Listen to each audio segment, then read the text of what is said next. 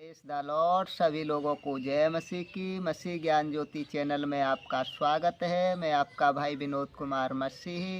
तो मेरा आज का संदेश है, विषय है परमेश्वर की सबसे बड़ी और प्रमुख आज्ञा कौन सी है। तो आइए हम पवित्र शास्त्र बाइबल के वचन के माध्यम से इसे देखेंगे। तो इसमें हम निकालेंगे व्यवस्था विवरण 6:5। इस वचन में लिखा है, तू अपने परमेश्वर से अपने सारे मन, अपने सारे प्राण, अपनी सारी शक्ति से प्रेम कर।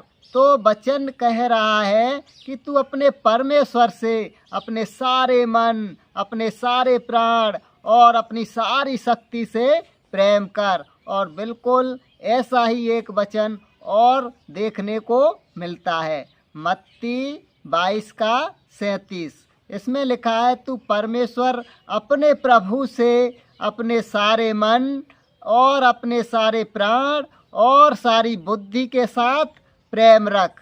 तो परमेश्वर की यही बड़ी और प्रमुख आज्ञा है। इस वचन में मत्ती 22:37 में प्रभु कह रहे हैं कि यही सबसे बड़ी और प्रमुख आज्ञा है। कौन सी?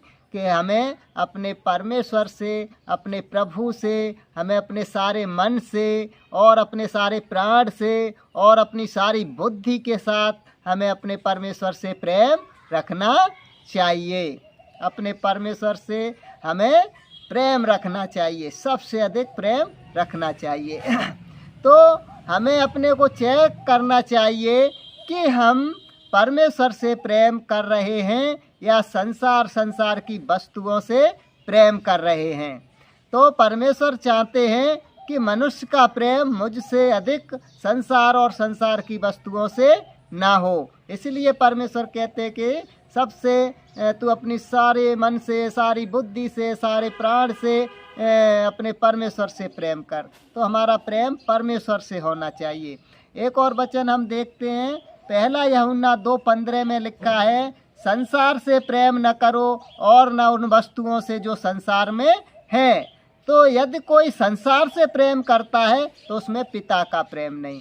तो इस वचन में हमें वचन सिखा रहा है, यह वचन हमें सिखाता है कि हम संसार की वस्तुओं से प्रेम न करें। और यदि हम संसार और संसार की वस्तुओं से प्रेम कर रहे हैं तो फिर हमें परमेश्वर का प्रेम नहीं है। तो परमेश्वर चाहते हैं कि मनुष्य का प्रेम संसार की वस्तुओं से न हो, मनुष्य का प्रेम धन दौलत से न हो, मनुष्य का प्रेम लोभ लालच से न हो, मोह ममता से न हो। मनुष्य जब संसार की वस्तुओं के चक्कर में पड़ जाता है, मनुष्य जब लोभ लालच में पड़ जाता है, मोह ममता में पड़ जाता है, तो परमेश्वर को भूलता जाता है, परमेश्वर से प्रेम कम करता जाता है और परमेश्वर से दूर होता जाता है। किसकी वजह से? जब हम संसार की वस्तुओं से प्रेम करेंगे, हम लोभ लालच में पड़ जाएंगे, मोह ममता में पड़ जाएंगे, तो क्या होगा? हम परमेश्वर को भूलते जाएंगे और परमेश्वर से दूर होते जाएंगे।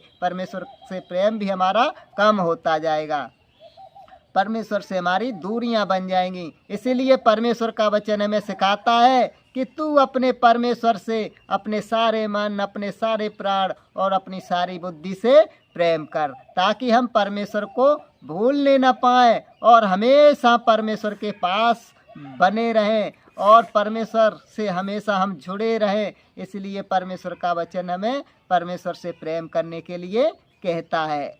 आइए हम और एक वचन देखेंगे, लूका 16:13 में, कोई भी सेवक 2 स्वामियों की सेवा नहीं कर सकता, या तो वह एक से घृणा करेगा और दूसरे से प्रेम करेगा। तो कोई भी जो सेवक है 2 स्वामियों की सेवा नहीं कर सकता। एक से घृणा करेगा तो दूसरे से प्रेम करेगा, या फिर एक से मिला रहेगा और दूसरे को तुच्छ जानेगा।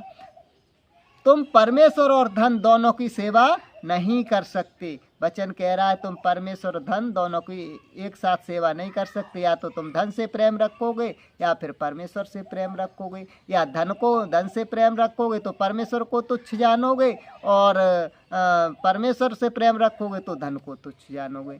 तो क्या है, हम परमेश्वर धन दोनों की सेवा नहीं कर सकते। इसी प्रकार हम भी परमेश्वर और सांसारिक धन वस्तुओं दोनों से प्रेम नहीं कर सकते, क्योंकि इनमें से एक से हम प्रेम करेंगे तो दूसरे से घृणा करेंगे, इनमें से एक से हम मिले रहेंगे तो दूसरे को तुच्छ जानेंगे। तो परमेश्वर और सांसारिक धन वस्तुओं को हम एक साथ प्रेम नहीं कर सकते, सेवा नहीं कर सकते।